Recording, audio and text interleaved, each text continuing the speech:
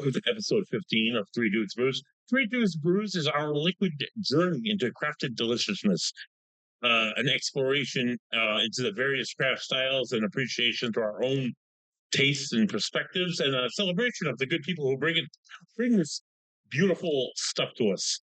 Um, my name is Buddy Thayer. I'd like to welcome you on this epic journey, which is a little different this month because usually we come to you from the embodiment of the brewery with the brewmaster amongst his beers. It's a little different this month, boys and girls. I described it as we open at the close, but we don't really open at the close. We kind of like find Voldemort like floating in spirit throughout the universe without a body. So joining me on this most epic Harry Potter-esque excursion, the Greekiest man I know. He puts the Greek in yogurt. Coffee Singarelli. Yamas, Yasu. And to my left, we have none other than the great doctor here, Dr. Ed Pattenon. How's everybody doing? It's going. It's definitely been an adventure this week. So yes, we are here today, like Buddy mentioned, we're at Crafted Hope. Yes, but thank you to Kyle Kyle Toasty from Crafted Hope. Thank you, Kyle. Thank you, Kyle. So we are here with Chip, though, from Shaidzon. Shaidzon. Yes, thank you, guys. Yeah, glad to be here. Glad to have you. So. Thank you for joining us. Absolutely, happy to be here. So, Chip, let me just start by like I said, I like a lot of fellow craft brew enthusiasts in Rhode Island. But you guys are like just going to fold up and be done. That's not the case. Please tell us your story. What's going on? Absolutely. Happy to. Yeah, I think we even thought, we were kind of up against that wall ourselves, as things have changed for us. We've made adjustments and been able to keep the company alive, keep the brand alive, keep the beers alive. Still producing it, fresh beer. We have moved to only being in distribution. So the beers are restaurants, bars, liquor stores throughout only the state of Rhode Island still at this point. We are putting it out fresh. We're still doing it. It's new product. It's not been sitting around.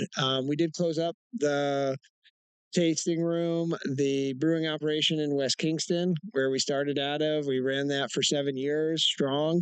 There was the battles with a lot of stuff going on where, we were kind of seeing that bottom line closing in where we were spending more and just the number of people coming out for our events was dwindling. So it essentially became more spending, and the numbers being made on site, it wasn't as much making as much sense, it's kind of closing in. And so one of the decisions looking at that was to say, hey, like, how do we do this in a way where, we can survive? Because essentially looking at that, we were like, this just doesn't make sense anymore. The numbers, it's we're losing money operating. So we were saying like, we're done. Like that's what happens, like we were like, well, we're going to be out of money and, we can't continue sort of a thing. So then, we looked at it and it was like, well, actually there's this option, you can just do distribution. And so, we ended up flexing around to that model and we just went to distribution. And it was an interesting move because when we started out in 2017, no brewery starting out as a craft brewery at that point would think to just do distribution. No. It was quite the opposite. It was get the people to come to you, get good can sales of your product, get people coming right to your source. Your margin's great that way. We had a situation where, we're in West Kingston near URI, South Kingston, Rhode Island. We aren't in like the most desirable location in terms of foot traffic. If you've been there, it's a warehouse along the train tracks surrounded by a stone mason yard. So we had to put a good amount of effort in to get people there no matter what. And there were points where we did really well with that, but we could see it getting harder and harder kind of thing. People just not coming out as much as we had seen and, experienced at some of our best points. So that challenge going on, and it was almost like, hold on, the equation from 2017, which was all about get everybody to come to you, now kind of looks different where it's like, now you have to go to them. Coming to us, let's go to them. Yeah, exactly. And so that's how we went completely distribution only. Do you think that having the tap room and the brewery and having clientele has helped your distribution only model? Because people know who Shaidzon are. They've had your beers before. So they may not be able to go to the brewery or the tap room, or go down there to your location and still have your beers, but they can go to a restaurant, they can go to a liquor store. You're still out there, you're still able to find your product. Do you think that by having that tap room and you already having a customer base that likes your beers, that now doing distribution only, that's helping you? Because Totally. I would think that if it would be difficult for a brewery to open up, and how do you get your name up And there? only If you do distribution. Who are these people? I've Especially never the had way them the craft beer consumer likes to operate. Right. Yeah, I don't think it would have been possible, especially with the young bootstrapping entrepreneurs budget that we were working with, where you take another example of a company that's doing just distribution. Montucky comes to mind, that they're essentially like a contracted brewing product, but it's like they had huge budget money marketing behind them to get to where they are. And we wouldn't have had that. So it's like you can't create that organically without having started with the tasting room. And like I said, just a bit ago, about the way the craft beer consumer, the four of us, we know that it's like we would most prefer to get to know a brewery at the brewery. I would say, it's like get to know that what those beers are right from the source, that feel of the culture and the environment, the atmosphere with the people who are brewing it, bartending it, anything. The personality of the brewery itself, the feel of the brewery itself, everything, every aspect of it, for sure. Yeah. Yep. And so, I think, I don't think it would have been possible. I mean, for us, there's probably companies that have done it and have succeeded. And I think it wouldn't have been possible for us. And I think it would be very challenging to do at this point, in the way the landscape around beer and alcohol in general is right now, to go from a point of no name, no on site, and then just try and get shelves and tap lines. So the first time I ever had your beer was at the tap room. So I never had anything. I get down there and these guys, take me down there. We're doing the big Labruski thing. And, so we go down there and I'm like, ooh, there's a Pilsner. Oh, yeah. So I was like, Czech Pilsner? Yes, please. So we were like, dude, you gotta have you're looking at we're doing picking for you. You gotta have the buff check. Yeah, for sure. To me though, it's one of those beers that if a place is pulling it off and they're pulling it off well, there is hope for every other beer on the menu, because it is such a pain, from what I've heard, to actually make. That to do it right, you really got to know what you're doing, because otherwise it's just going to come out like moose piss or something. Yeah, I mean, it's a delicate beer style, so like Buddy just said, it's easy to fuck up. It's like you have to have all of your processes very dialed in and flawless, because the flaws show very easily on something like that. It actually is the first beer that we ever brewed. So when my partner Josh and I formed the beer, we had some days where we got together home brewing and we were going through what we wanted to do. And I was heavily enjoying German lager beers at that time. Josh is versed in essentially all beer, but he was heavily focused and enthusiastic about Belgian beer. But for some reason, we were like, all right, let's go for a Pilsner first, which I think in the craft beer world at that time in 2017 was kind of a crazy jump, where it's like you're at this era where it's like, Hetty Topper's already been on the landscape for a while. Pliny the Elder, Treehouse. It's like this phase of IPA and its popularity and its representation of America and American craft, is out there. And we were like, let's go for this, classic style, formed in Pilsen, in Czech Republic, popularized a lot through Germany, a lot of other Central European countries. and has a reputation for being very challenging to really hit the mark on it. You really got to nail it. You gotta nail it. You can't have issues because your issues are going to be present, in any way that it's off. And so we went for it. That we were like, well, we love the style. Let's go for it. We love the history with the beer, and we went for it. And I mean, it's one thing where that beer has kind of stood out as like a flagship for us ever since the beginning, and we've never changed it. That it's always been what it is, and unfortunately, we haven't had to. Yeah, it got a good reception from the beginning, and we've always just kind of gone and gone and gone and been like, let's keep doing this beer just as it is. That's usually the first beer I give somebody if they haven't had yours. If they haven't had Shaidzon and they're like, oh, I wish I tried Buffalo Check. Yeah. Don't stop. Do not pass go. Do not go to jail. You do it. Go get the Buffalo Check. You need to drink that one first. Yeah. If you're only going to have one. Yeah, I'm a typical IPA guy usually. Historically, if I see that Buffalo Check, it's like I'm still getting that. Yeah, but so segueing into IPAs, let's talk about Boone Street Market. Boone Street Market IPA, which I have not had.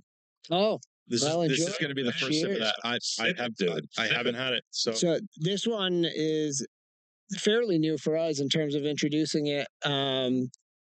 That we only put this one out for the first time in 2024, and it was limited to just Boone Street Market in Narragansett, which is a new essential like food court and bar area in a old train station of some sort. I think train station, something like that kind of style of like those old train stations along like the old Narragansett Railroad. But they played it into this really hip, cool food spot where they've got multiple food options. They've got a really great bar. It's a great spot to watch games with a TV set up.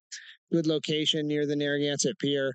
And so we partnered with them when they were opening up, and it was kind of an experiment where the person there who we were working with, his name's Brandon. He and I were childhood friends growing up in West Kingston together. And so we wanted to work on a beer together where we wanted something flavorful, but we were also like, let's keep it on the lighter end. And that's where we ended up with this. I'm glad you just said that because that's why I grabbed the can. I'm like, I got to look and see what the ABV is on this because there's so much flavor in it. And yet it's got a nice clean finish. Yep. It's crisp. It's fantastic, folks. And this is the first time I'm tasting it, so it's not like I'm blowing smoke up anybody's ass. I haven't had it. It's it's a day drinking IPA. Yeah, all day long. That's IPA. Yeah, to 5%. To credit Brandon when we were forming this, and not to throw him under the bus, but one of the good comments he made was that he was like, there's some of those days where you're outside during the day, you're playing games, you drink like 20 beers in a day. Yeah. And I was like, all right, you're just willing to say that. I like it. Cause those days, it's like, yeah, you want to keep it on the lighter side so it doesn't put you on your floor or it doesn't, have a big body to like wear you down or make you feel it as you drink them. It's like stay on the lighter side so you can have more. Yeah, exactly. Yeah. And I think we've all been there, especially in the summertime. I know we head up to camp or whatever, and it's like, okay, guys, rise and shine, coffee's in. All right, next thing you start grabbing the beers and day drinkers. Well, that's just if you're drinking the heavy hitters, come, noontime. I was gonna say, I wasn't gonna say when you did. Once you hit noon, you start feeling sluggish and you start hating yourself. Like, why do you start with those? Like the boat. You're all drunk on IPAs. Yeah, you kind of feel you feel like crud. Sleep in the early afternoon. Yeah. So you guys, on your webpage and in local media, you guys mentioned the fact that you're like a globally influenced brewers. Yeah, that's one of your trademarks. Which specific international beer culture, be it Belgian, English style, Czech, you feel is like underproduced in the market here in craft beer Rhode Island? In that subject, to really specifically speak about one nation that's always shocked me in the craft beer world and its reception in America is Belgian beer. I love Belgians. I don't. It is so interesting to me that if you look at the European landscape and the countries you mentioned are so well respected and skilled at producing beer. English beer, pub ales, the German lagers, a lot of the Central European lagers, and then Belgium and just the creativity with different stuff that they've done over now thousands of years. And it's always something for us where we would make, and granted, we were doing what we could, we know what we knew, but it's like Belgian beer makers are amazing. And maybe it's come down to that and the comparison or something. But when we would make, English pub milds, stouts, brown ales, we'd have good success. When we would make these German beers, we make the Czech Pilsner, we have good success. Belgian beers were always very challenging in the Rhode Island market for us. Just clarifying, Belgian white or like a Belgian full. So the funny thing, so we've stuck with a Belgian white. We have our Shaidzon white, which is a Belgian wit beer, Belgian wheat ale.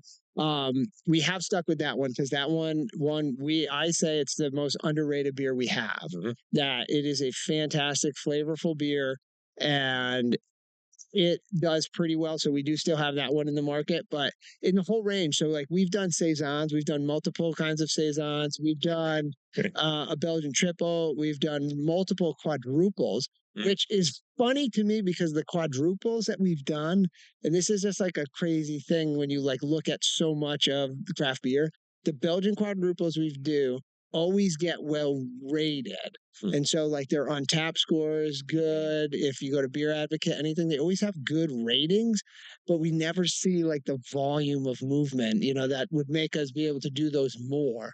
And it's always strange to me where I'm like, I don't get it because, it's like you're saying you love Belgian. It's like Belgian beer has so much. It is such a diverse beer, where it's like a lot of people, you look at a country like Germany, people like follow into, lagers and like, you go into Munich and you go to beer places there, and there'll be some places where all it will say for beer options is Helles or Dunkless, and it's like light or dark. It's like what color do you want your beer to look like? It's going to be brewed pretty much the same, but different color. It's like, oh, what kind of music to play do you guys play here? Oh, we have both kinds, country and western. So I can't. I mean, see, it's not that I don't hate all Belgians, because there are some out there that I do love and that some that are great. Sometimes though, I think it's the yeast profile that gets people in especially like the banana. Yeah. Because that's this guy. This guy can't stand the clove and some stuff. This guy spice, the clove, the spice, all the spice notes. Forget it. He hits the banana notes and he's like in his glory, and I'm like, it's a little too much for me. Volume too. Like a triple. Some of them, some of them are great. Others, I'm like, I can't drink this more than like what I already have. Now you mentioned saisons. Yeah. So there's some. Ed has only found one. Oh, which one? One out here. And for the two of you at home watching, I've mentioned this before. Phantom Farms. They're was it the dandelion one they did? Is that what it was? I don't remember the name. I can't remember the name of it, but it was really good. I think it was that one. Yeah. Maybe it was. I can't remember right now. But they were the only one so far that has made a saison that I was actually able to drink and I liked. Most of the time I get a saison in front of me and I will try it. These guys know I'll try it. Beer run. Oh no, it's just not happening for me. Yeah, it's my kryptonite. It's one of my kryptonites. One thing about Belgian beer that I really like is that you look at Germany and their history and the Reinheitsgebot saying, here's your restriction on beer making. This is a law. And then the Belgians countered, or already had been countering it before Reinheitsgebot. But they were already saying, fuck you. Yeah. They were like, yeah, we're going to use dandelions. We're going to use raisins. We're going to use, cherries. We're going to just, which is, leave great. We're gonna leave and then it's like and the Germans were like, this is going to be a very closed off specific system, and then the Belgians are like, we're going to cut the top off of the barrel and we're going to throw it in the farm field and we're going to let whatever happened to it happen. They were the punk rock of beer making back then, experimentation. Damn, buddy. Buddy made a beer run for us. Yes. Nice. Beer run. I gotta say, So there we go.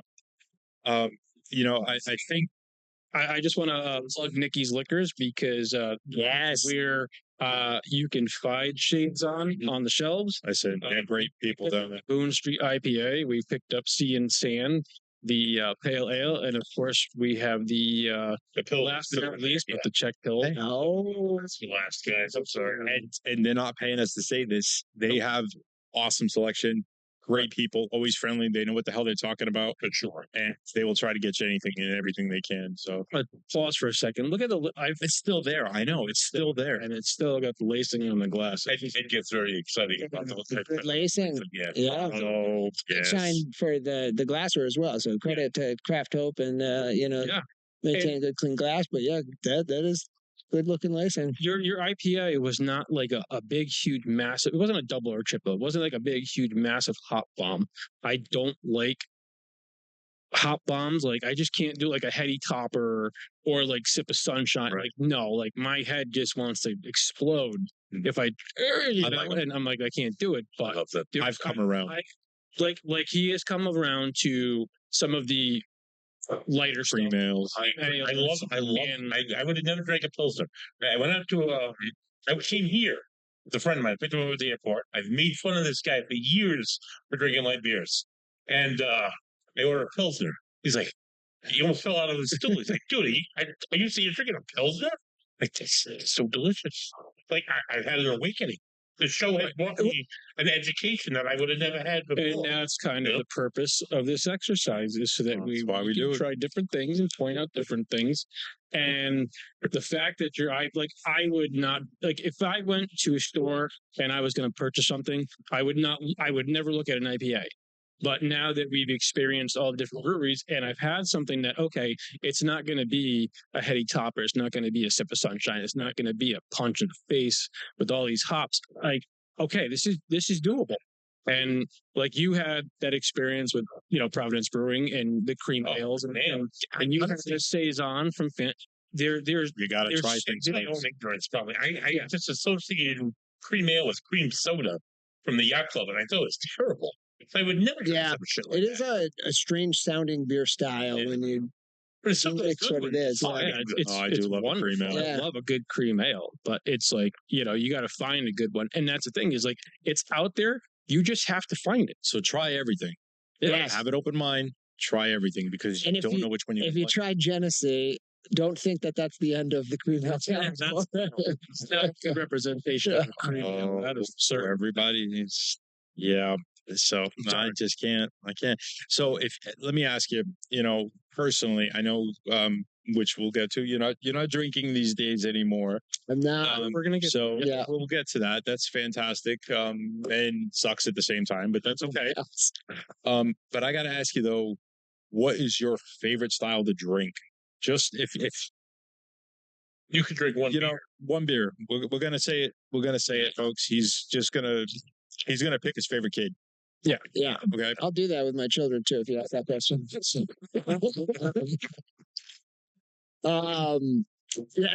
funny because we go love on it, but it's Pilsners. It's something where I said before I was heavily influenced by German beers and Central European lagers, and there's something about Pilsners where I don't know why it's always stood out to me. And the thing about it, and but you talked about your friend who was only a light beer drinker. Like when I go back to my early professional research days around beer and like my teens, and everybody drinks light beer and people are drinking Busch Light, Keystone Light and stuff like that. And you're like, this is what light beer is, and then you start to have like the true European forms of light beers, these great Pilsner, and you're like, this is so much better. The flavors they're crisper. There's this great feel to it. Yeah, why does this taste good? Is it just the same thing? Like they kind of look the same. Why is it? Well, why does it taste so much better? I think here what it is in this country because of the marketing and everything else, they've confused light beer with Buddy diet, Lights. low calorie. Yes. We've sucked all the flavor out of joy in the world. We make a You know, billion beers in a month. Yeah, Light exactly. flavor equates light taste. Yes. I think that's what people, have grown to equate that to. Yeah. Yeah. And accept that, Yes. people will like accept that they're like, oh, I will do it. Oh, because I'm It doesn't get any better. healthier. But yes, exactly. Like this is for it to be light. This is what it's got to be like. Yeah. Which I mean, there's a funny history to like why, and it makes sense of like business where it's like you've got these German and Austrian immigrants that come into the United States and into Mexico in the 1800s, and classic fashion, they go and they put up beer breweries. Right. I mean, Coors' history is from Germany. Lily Anheuser and August Busch are from Germany, and then it's like it happens in Mexico as well. And they get here and they're like, hold on, my German barley cost me a fortune to get it here, but this place is plentiful with rice and corn. Boom, let's cut the category down here and cut the bill and add this stuff, lighten it up and cheapen how much it costs for us to make it.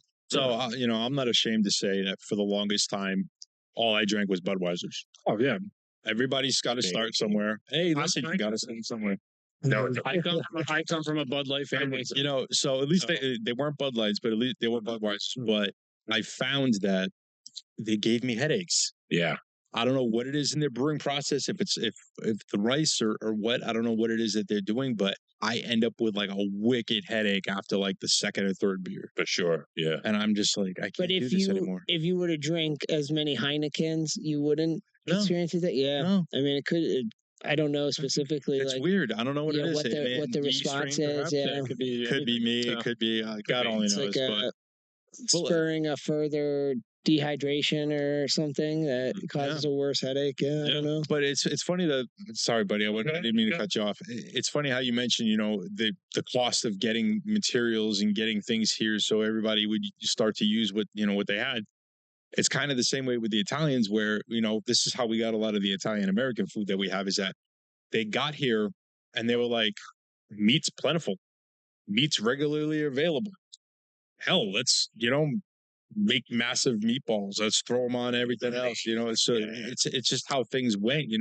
So all of a sudden now they've see that they've got access to all this stuff. So they just went kind of crazy. You adapt to what's around exactly. you, which, got to adapt. Right now in 2026 isn't exactly the same because the global exchange of goods is very accessible and everywhere, but you go back to the 1800s where it's like the formation of a lot of these new breweries in the Americas, but it's like it's not so easy. I mean, you're not growing barley in Mexico. I mean, maybe they do some, but it's more of a cooler climate, plant. Yeah, exactly. You'll have it more in the Midwest, Canada, but like probably all across parts of Europe, and they're used to that. Yep. And then suddenly they're like, good, right? what are we going to do? And so, you adapt to it, but like, I mean, it's part of the nature of like what happens that, you make those adaptations and then, you go, but like, nowadays it's like we started out with some focus where we were like, we want to incorporate local, like going back to the Belgian thing of how they play around with all kinds of everything. And then, we wanted to say like, what can we use that's like in Rhode Island? So there was some stuff we played with local sage. Kind of leads me to my next question. Oh, okay. I've been sitting on this. I know you guys. Let him finish. Yeah, so I was just gonna go through, some of the other local stuff that it's like. I mean, there was one point where we grew a half acre of hops, and we used to do a beer every fall, once a year with our own hops. Yeah. Sort of thing. And so it's like we try to just play around, with what was in our environment to be like, let's kind of do that same thing. Like when those, brewers early in the Americas adapted, like let's try and do that same thing. And so we had some fun playing with it. But again, like it is like weird nowadays because you're like, all right, I want vanilla from Madagascar, and it's like boom, there it is. Amazon next day. Yeah. Like nowadays, like boom, anything. And that's the thing. You guys did that. You guys took local mushrooms that you Yes. all right. Yeah. Good. That's I mean, you trip to the sun, which is a Shaidzon. wow. But, Okay, so I would try. Very I would try unique. it. Very unique beer. Yeah. I would try it. That it's was very different.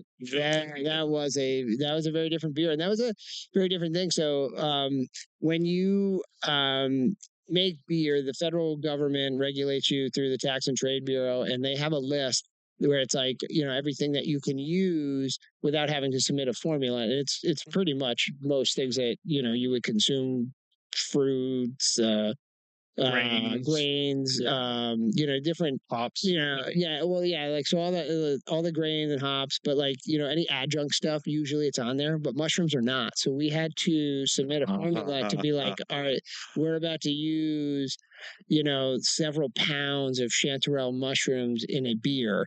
And so we had to submit the formula, and you know, they have to know about like how are you, you know, how are you sourcing these. And you know, we have the good fortune that in the location where we are right next to Rhode Island Mushroom Right. Company. What kind of And mushrooms are actually in your beer? We need the formula for testing. we're saying mushrooms. What are you actually putting in there? Yes. Yeah. So You know, I say I would try it because that really intrigues me. Not too long ago, I was at a liquor store, package store, whatever you guys want to call them, and I'm walking around, and I walked over to one of the cases, and I'm like, oh, Tox, plug Tox. I love Tox. Yeah. So all of a sudden, I'm like, there's like I don't know how many mushrooms in this thing. I'm like, mushroom beer. I'm like, I don't know. It kind of scares me. So I walked past and I kept going. I kept perusing and looking at different things. And all of a sudden I was like, you know what? That's kind of got my curiosity. Yeah. I'm like, I think I got to try this now. So different, dude. So it's if you haven't had it yet, it's a mycelium dream. Yes. And fan that sounds like it'd be fun mushrooms. you would think, right? Yeah. It is absolutely so fantastic. I have a question for you, and we're going. We bounce all around, right? Oh So yeah, I have a question for you. bunch of ADD. How did you get started brewing? Great question. So Because I'm interrupting, but everybody has a different story. As to how, most people have started off as home brewers. Yep. You I was already drunk all the time. So how did you get started? Please tell us. Yeah, I mean, you know, as I jokingly used it earlier with professional product research or whatever I said, you know, it's like Development. yeah, when The 10 you know, to 14. that started. Yeah, it was a point. started drinking in you know, younger than what the old law legal- dogs yeah, the legal say age. you're supposed to. You know, and so then what really turned a corner for me, I went to the University of Colorado, and so I grew up here in Rhode Island, and then I went to the University of Colorado, and most of that was because I was a skier, and I was like, I want to go out to Colorado to ski more. So I'll go there. Makes sense. You know, No college student has ever done something like that. my parents are like, "What are you going to study?" And I'm like, "Huh? What? Yeah, ski. I'm going to ski, Mom. The skiing's very good there."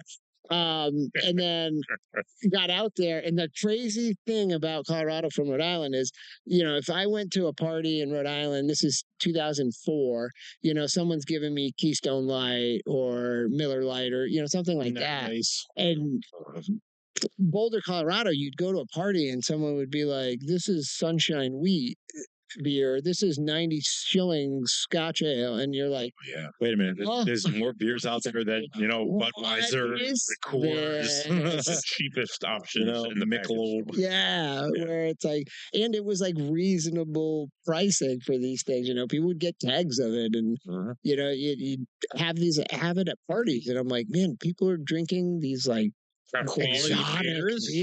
Yeah, what is this? And Avery was a brewery that was right there in Boulder, and we used to go to Avery when it was a little bit smaller than it is now, and they would have a free flight on like Friday afternoons, and then you know we would hang out and keep drinking. There, once I have a flight and you're like, oh, I like these two, so I'm going to have a pint of them. And, we would bring a cribbage board and cards and we'd play for a little bit and hang out. But it was like, I went from this world of only like these cheap macro light beers to suddenly I was drinking the portfolio of New Belgium, Odell, and Avery regularly, where I was like, oh my gosh, my mind has just been opened up so much Right. to this Love New whole Belgium. new world of beer that when I had drank before, I didn't even know about. And so I was, and it's, I get into the history with a lot of stuff. So then it's like I was like so curious about like, well, why is this beer like this? Why is that one like that? And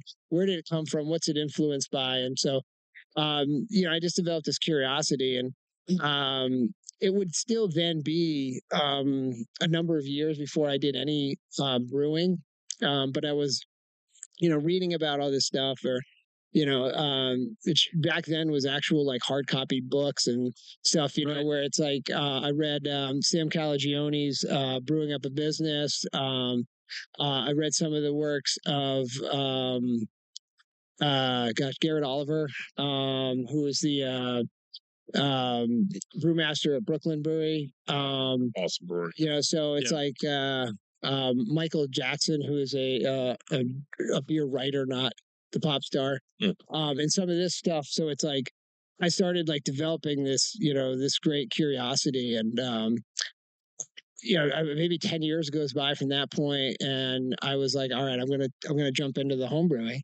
And Josh, my partner, at this point, he and I were friends from when we were about high school age. We met through a mutual friend, and he started out at Mayflower in Plymouth, like right when he turned 21. We were there and was like, I'm immersing myself into this, like, teach me, show me the way of this. And he went to the craft Brewers Guild. Yeah. I was like, it's based in Vermont, but I think like you can do it remotely. So, so he did that, and then became a brewer. Was working at Mayflower, and then he was the head brewer at Graysale when Graysale started in 2011. Alan's an awesome guy. We had a chance to interview Alan. He's a wonderful, amazing, wonderful brewer. Yeah, Alan and Jen, both great family, great people, whole great team over there. And so I connected with Josh to be like, look, man, I'm out in Denver and I'm gonna do this. Like I've got, some equipment. I'm gonna homebrew. And so it's like I picked his brain, and it was like it's like even just looking back at the beginning of like how I would have started out on my own, I'm like, I would have just gone in not knowing so much about anything to do with the microbiology and sanitation and the cleanliness needed and all this stuff. I would have just gone in and just jumped in, and he helped me like have this greater understanding of the points of the process where you have to be more careful, you have to be really specific, the science behind it. Yes, the science that I did not know. Sanitation, that was like the first lesson. It's more chemistry than it is cooking, because you really got to be precise. And I'm glad to hear it wasn't a Mr. Beer kit. That was like, it was mine. Plastic jug. It's like just add sugar and yeast and see what happens. Well, the thing is, we've talked to brewery owners that have started on something like a Mr. Beer kit, or it gets the curiosity going. I think yes. it sparks the passion. Yeah, to become a swimmer, you have to get into the pool. Yep. Yeah, and that's the thing. I mean, you can that's the thing. Start really at any point. I mean, I think I don't even know if it was Mr. Beer, it could have been, but like I did a cider experiment, well, actually it's funny. I have a funny story about a real cider experiment. But one of those ciders where it's like, you just get this plastic jug and it's like, all right, here's hard cider, put water in this mix in it, and then put yeast, and it's got like a little blow off, and it was simple like that. But this reminds me, so I went to, I finished high school in Massachusetts at a boarding school, which is actually funny. It's the same one that Sam Calagione went to, and he talks about in his book. And I've been fortunate to have the opportunity to meet with him. And actually, we worked on on a beer together for a reunion at the school, which I could talk about more. But it's like I actually want to talk about this other story about the cider project. So the campus where the school is has a an apple orchard on it. And every fall they make a like batch of this raw apple cider, and they sell it like on Saturdays where it's like football games going on or whatever. Here's this little table. So I bought a gallon of the cider and bring God, here it goes. bring it back into my dorm room, and I'm like, all right, I'm gonna drink it down like. So there's like 3/4 or a little bit more left, and then You I was didn't like, drink from the let me- container, did you? I was like, let me pour some like I don't know what I was able to get my hands on, bread yeast. Like, let me put some bread yeast boy. into it. Like, Put a balloon and poke a hole in the balloon, put it in the closet. It was like, I'm gonna leave this here for a couple of months and drink it in the winter. My God, did you actually? We did. We ultimately ended up drinking it, and I feel like we got more of like a stomach ache than we got a pause. Oh God. But you're here to tell the tale, man, because that's it's trial and error. It's that takes practice guts. and learning. You learn from your failures, right? So- Yeah, and it's so funny, like looking back at that when I was, 18 years old, and like what I knew or didn't know at that point, where I was like, oh, look, it's a sugared beverage. If I put yeast in it, and it'll turn into booze.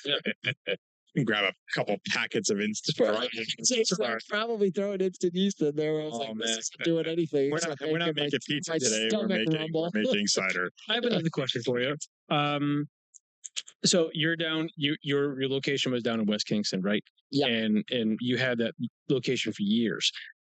Did you find that in Rhode Island, because many things around here are seasonal, that the craft beer community also follows suit and is seasonal?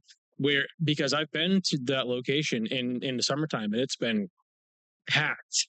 Like where am I going to sit? Right. But then I've gone there like for the Labruski, and it's been ghost town crickets. Right. So I'm thinking, It's the cold, man. I'm wondering, is the craft beer community or the craft beer experience a seasonal thing? Do you find that the seasons have affected your business? I think they did for us because of the location more than like craft beer being a seasonal thing. Academic year. Yeah, so we and some of it actually surprised us.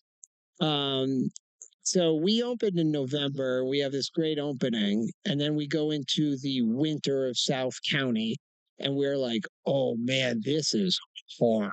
Like, no one's around. It's not as nice to go out. It's not as pleasant to be here. Hunker down. Oh, this is tough. And so we were like, summer. Like we're gonna thrive in the summer.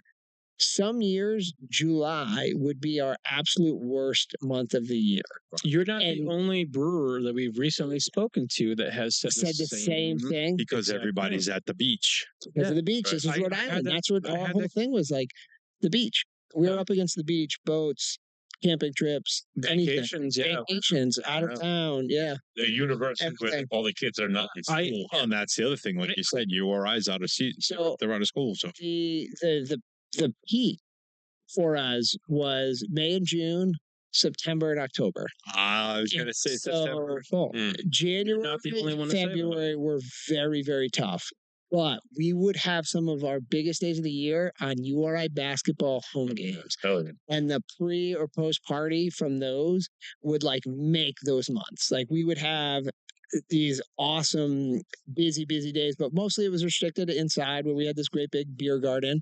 So those would keep us through January, February, but then March would be tough because URI would end. And we would essentially only survive on like St. Patrick's Day. Yeah. That we would do St. Patrick's Day and we'd have a good scene there. And then April would be kind of tough again because it's like, in Rhode Island, it's like you could get this like wonderful 70-degree day, but you could also get like snow, 40, March, cold rain, snow. March in Rhode Island. But then May and June would be the hit. And I think what was good for us with May, and maybe this is a little bit in June, but like May, you still had the URI kids, URI faculty, URI teachers, that population there in May. And then people were also like, oh my gosh, it's 75 degrees and sunny. I'm going to go down to South County for the day. Right. Mhm. You know, let me get down there. I just want to be close to the beach. I won't go to the beach. I won't go swimming, but I what need are to see it. activities that we, Yeah, I need salt air. I need the Mhm. smell of the ocean and That's stuff. definitely a Rhode Island Yes, thing. it is for sure. definitely a Rhode Island You know, thing. for the, That is for the like, longest time, anytime I would come back to the area because I was away for so damn long, anytime we'd come home to visit family or something, one of my first stops here was always the beach.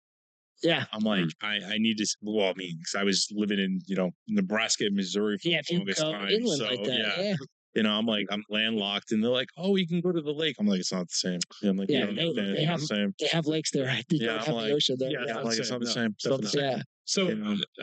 no, I'm sorry, Edwin. No, I'm done. I'm just rambling on. Rambling on. So being a contract brewer now, moving from the brewery on site every day, making beers to in somebody else's house doing whatever, or even you're not even in somebody, they're Yeah. doing it for you. We have been, but we don't have to be, and a lot of times we aren't. Yeah. How does this affect your creativity and making new beers or bringing? It presents a tremendous challenge. I mean, I think there's a big aspect psychologically for Josh and me where it is like, you talked about don't have a, you don't have to name your favorite kid, or we're not going to put you on the spot to name your favorite kid, but name your favorite kid. But, it's pretty much like sending your kids away for someone else to do what you used to do.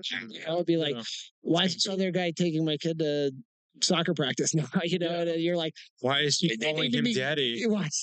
You're glad we good at this. Buffalo check. Don't talk to them like that. That's not. They're not your not your father.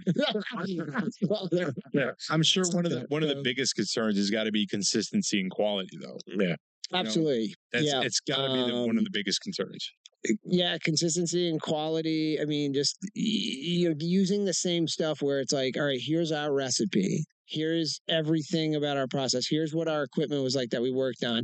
Now they scale it up to the size that they're doing and using the same ingredients, but it's like you need to have it come out the exact same, and it's like it is. It's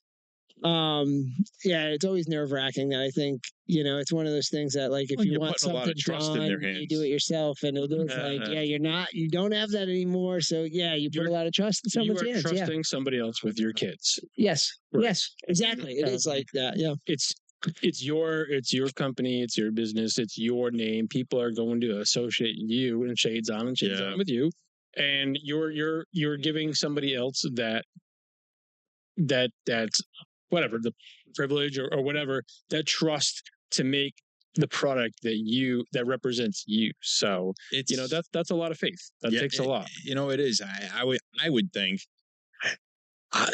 that has to be like the hardest part. I would think just letting go, Yeah. because like you said, you're no longer some modicum of control is now out of your hands. It's like sending your kids off to college. yeah, exactly. You're giving them to somebody else, but they still belong to you, and you want to make sure that when they come back out, they are the same. Yeah, what you or if not raised, better. what you raised them to be. Their morals and their values are the same. Right. But the beer, you want their don't flavor, screw my the kids up. look, this aroma. You want it to be the same. Yes, exactly. Welcome to the Three Brews Analogy Hour. Yeah. Let's see what else we can throw out there today. So, sweet baby Jesus, I love you so much. Oh yeah. So, That's the last. Now, Speaking of the favorite kids, subject. what?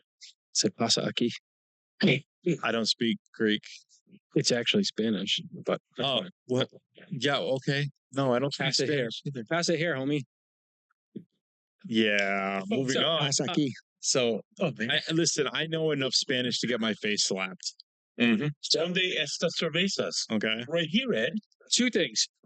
Well, we didn't even talk about the sea and sand. Oh, which we got to talk about real quick. Tell us about the sea and sand, and then let's move on to the buff. Yeah. because we're And Taking then a buff or doing the love. I love that. running out of time. For the people that might be curious as to why you're not drinking a beer with us, Yeah. tell us. I'm happy to talk about that. Yeah, tell us about the sea and sand, and then Yeah, so Sea and Sand is a beer that we did fairly early on, but not exactly right at the beginning, like the Buffalo Check, where you know, like I said before, you know, the IPA craze was huge at that point, and we wanted something that was more on like a lighter feel, lighter hopping kind of a beer. So we were like, well, let's get something in the pale ale category, but we wanted to do a pale ale that was not, you know, so much of like the older craft beer form pale ales like Sierra Nevada, but something that was more toward the side of the New England IPA, something with a good, you know, vibrant fruitiness from hops, but you know, still this kind of lighter, easier drinking hoppy ale. So that's what took us to Sea and Sand. And what ended up happening with that beer is that we put it out and it just like jumped as our number one draft beer at restaurants. Yeah. Which is crazy. I've doled all this love on Buffalo Check, and they are still very competitive. The two of them like lead us in the market, but Sea and Sand just jumped up with some big accounts. And you know, it's been at the Ocean Mist for a number of years, the Muse Tavern in Wakefield, and it's like those places have just done such crazy business with it, where it's like Sea and Sand has reached so many things. And actually, the Muse did in 2024 a like NCAA bracket style tournament with, I think it was 32 beers that they picked, but of like Rhode Island craft beers plus like some global stuff. So like Guinness was in the tournament, but we ended up winning with Sea and Sand and beating out Rise for the number one like favorite of this craft beer championship. Nice. Also, I think That's a huge you know, Rise beat Guinness, and it's like these are some major players. Rise beat Guinness. Rise beat Guinness, which we were like, well, Rise and Guinness of like Rhode Island beer popularity is like pretty wild. It's It's a big like, deal. It's a big deal. It's a big deal. That's crazy. Yeah. Rise is huge in where it's like Rhode Island is like funny. It's kind of, I think, unique in a way where it's like, you know, you go across a lot of the United States and it's like, what's the number one beer? And it's like Bud Light. But like Rhode Island, it's like it's an Narragansett, and then it's like Guinness. It's like, you know, and it's like I do love a Gansett. I'm not gonna lie. we've had an IPA and a pale ale, and both of them are perfectly balanced. Oh my There's God. nothing that's like there's way too much of Of one any thing, of one right? thing or the other. Both suck. Which is tough with the IPA, I think, especially when you're like, oh, I want to try to make it a lighter IPA, light IPA or session IPA. If you're doing that, as a non-IPA, sometimes the I'm balance drinking these and I like them. gets tough. Yeah. Where it's like you're like, oh, this is like watery but hoppy. It's kind of you know, it's like the body isn't there to back it up. The grain feel and flavor isn't there to match the hopping.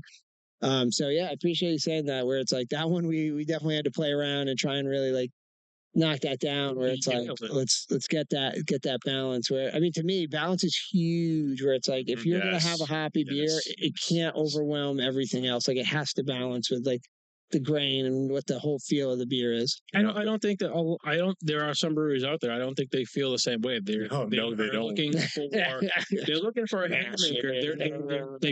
That's their shtick. That's their gimmick, and that's what they're looking for is just to put maximum amounts of hops in there, so that way you can be like, you know, It's like they're trying to set a Guinness World Record or something at the same time. Right. You know, it's like How many hops per barrel you can stuff into this beer? it's like guys, IBUs. Yeah. yeah, we have the hop like barrel, 6,000 IBUs, and I added literally 3 drops of water. Yeah. And we're gonna wait. Yes. Yeah. But then again, we're talking pretty chill about long beer works. Yes. That 10th anniversary. amazing. Have 10 different hops, boys and girls. Yeah. 10% ABV, and it tastes like a glass of orange juice. Beautiful. Anyway, I digress. Well, you know, Yeah. they're a good That's example of those folks out there that know how to balance things, and they know how What a to great make it balance do what it's supposed to do. Great brewery, great brewing team. Like, yeah, they've always done that, and they've been good, which is like crazy to think where you're like 8 hops and you're playing around with like the organic makeup of 8 different hops, and you know how much, you know, acid you're going to have, oils you're going to have, that what the bitterness impact will be from that, what the fruitiness, aroma, The combination of all all the that, hops yeah. together. like playing that all together and just like and Kids on hitting the the playground. mark. Who's going to play nice? So Yeah. I know we're getting close on time here, guys, but we got to talk about Buffalo Check. Yes. Oh God. So We talked about it right now. no. Not while you guys were enjoying it. It's We're enjoying it. again, Mm. again, folks. If you like a Czech Pilsner, you have to try it. Go to Nikki's, get some You cans. have to try it. Yeah. So, you know, two things real quick. Obviously, we still got to get to why you're not. Yeah, drinking. why I'm not drinking. So why are you drinking? Why? So I stopped drinking beer a little over a year ago, which has been a very challenging but also rewarding thing. And so I had some unfortunate health Not that we're judging, but thank you for situations. sharing with us. Yeah, absolutely. I don't mind. I don't mind talking about it if anyone asks. I mean, it comes up, as you would imagine, a lot in my life A when brewer who's not people drinking. are like, "You Yeah, right. own a brewery and you're not drinking," Beer, which I like to joke Yeah. and say this, that there's the expression that you would never trust a skinny chef, Yeah. and I'm like, you can trust a brewer who drinks so much of his product that he now can no longer drink anymore. It was so good. That's I drank myself to the point I couldn't. So I did have some health situations there. One was I developed gout, and one of the things with gout is beer. It's like the number one thing, which I didn't know. I thought it was being very old and eating a lot of crab, and turns out beer. It's actually worse than the shellfish. Yeah, it is. Yeah. It is. That's yeah. Yep. And I like many people in Rhode Island and Connecticut, I had Lyme disease multiple times, and it's a permanent infection. And I was advised by somebody that gluten inflames the Lyme disease infection, and so I was having these health situations and these symptoms, and they advised me to try not doing gluten. And so I stopped drinking beer, eating pizza, sandwiches for about a week to start, and I was like, I feel better. Oh, pizza! No, Damn it. pizza. It does make a difference, unfortunately. There it goes. Listen, I honestly think I could go the rest of my life just living on pizza and beer. Yeah. I had pizza last I night. practically Might have it later have, tonight. which is crazy. The thing that's nice about the modern world, though, is that there are substitutes. So I try to tell myself, don't go to the substitutes so much because they're not as good, But every once in a while, I'll treat myself where I will get gluten-free beer and I'll have gluten-free pizza. Yeah. But it's not like you want to talk about when we were talking about the balance. So I have had some gluten-free beers and I have enjoyed gluten-free beers, but I feel like one of the things where I've really not fallen in love with them the way I was with beer is partially the balance and the feel that I'll have these gluten-free beers where I'm like, all right, they've done this IPA and it's hoppy, it's flavorful, but it's like the malt and the feel, I'm like, it's just out of balance. I'm like, I'm getting too much hop without enough body behind it, sort of thing. Yeah. Okay, so one last question before we wrap this up. I do have one more question, but you can go first. Well, we got two more questions. We'll be quick about them. Yeah, fair enough. Quick about them. So the first is I got to ask you where the name came from. For Shaidzon? Yeah. Oh, okay. So funny story. When Josh and I were forming the company, we couldn't come up with anything. We couldn't agree on anything. Everything we looked up was taken, we Googled, used Untapped, every expression that we wanted. It was like, man, you have to come up with the craziest names ever. And so we actually even tried to use our middle names, which my middle name is Felix. His middle name is Paul. And we were like, Felix and Paul. We looked it up. It's like a video studio in Canada. And we were like, oh, what the hell? How is that possible? So our attorney was getting annoyed with us because he's like, you guys have asked me to do paperwork. You asked me to do the Secretary of State filing, but I need a name, anything. We are paying you money. You wait, man. Yeah, exactly. Yeah. But I was driving and going to meet with him, and he was on the phone I need to have some name. And I had the sun in my eyes while I was driving, and I was like, hold on, Brandon, I need to put my shades on. And I was like, go with that. I'll give you a unique writing spelling of it. And so for the rest of the car ride going to his office, I was like, how would we spell it no one will pronounce it wrong? And I wrote it on a napkin that I had in my car the way we spelled it, and gave that to him. And I was like, that's how we're going to spell it, because no one's going to mispronounce it. But let me tell you, everybody mispronounces Shaidzon.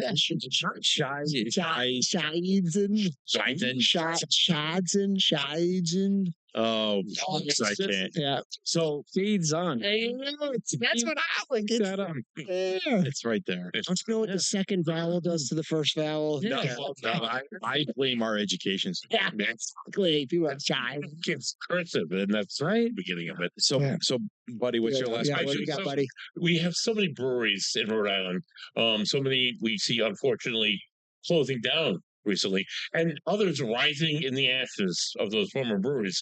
As a brewer, since 2017, what advice would you give to new breweries, and what would you say was your number one challenge to overcome since 2017 of owning a brewery? Particularly in this market. Yeah, these are really great questions and really hard to answer because I think there's a lot of places who are noodling on this and not finding what that answer is. Mhm. And I think, one thing as I look back for us, and, this might be like basic business advice in a way, but like always expect everything's going to take more time and cost more money than you expect. So when you forecast, don't forecast optimistically whatsoever.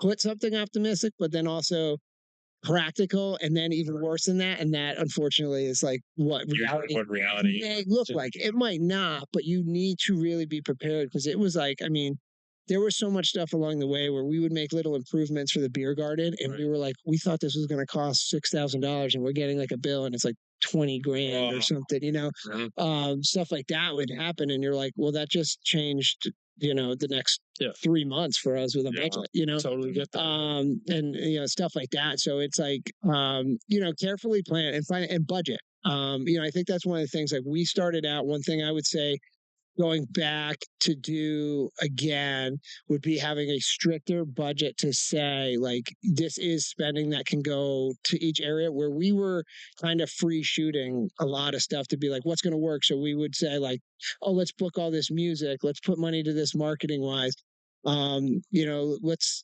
get these different pieces in of things we need at the tasting room, sort of thing, and kind of look at like the percentages that people suggest. Like nowadays, like you utilize all the information that's on the internet. It's say like, all right, if you're gonna make $100,000 in the year, what percentage of that should be spent on your team? What should be that payroll? What should be your marketing? Same in restaurants. Research exactly like restaurants, and that's one thing where it's like, we went into it as, beer people, but not business finance people, sort of a thing. And it's like, I've learned, it's like I got this crash course of business from doing it. And it's one of these things where it's like, your marketing should be based on a percentage of like what you're making, not just like, I want to spend because I want to make more money. And then you're like, oh crap, now I'm making less, on the actual bottom line, sort of a thing. I just spent it all on marketing. Well, to interject, because my family's been in the restaurant business since the 80s. I think that a lot of brewers, they learn about the brewery process, but they don't necessarily know about the business process. Business, yes. So you'll get a degree in making beer, but you don't get a degree in business in making a business. Yes, and the two of them are side by side. You can't have one without the other. No. So I think that is a huge thing because there's so many different places. Well, I don't mean to wrap this up. I don't mean to put a button in this. We kind of have to. We kind of have to. We've got some of the stuff going on. Our time is done. We hear the song. I know. I didn't know if that was part of this. No, Play the bump. So one thing though, before we do go is, folks, we have so many places struggling, so many places closing. If you love a beer, you love a place, get there, get out there, support them. Don't wait till it's too late. Exactly. Don't wait. So I'm off my soapbox. Buddy, take us the hell out. For the Greekest guy, of course, it's saying really nice and on. For Chip Sampson of Shaidzon Brewery, Shaidzon Brewery. That was actually great that you did that. Dude. Ohio Toasty of Craft Brewery. Thank you so much for your hospitality. Everybody, Bruce, Club 15. Please have good beers.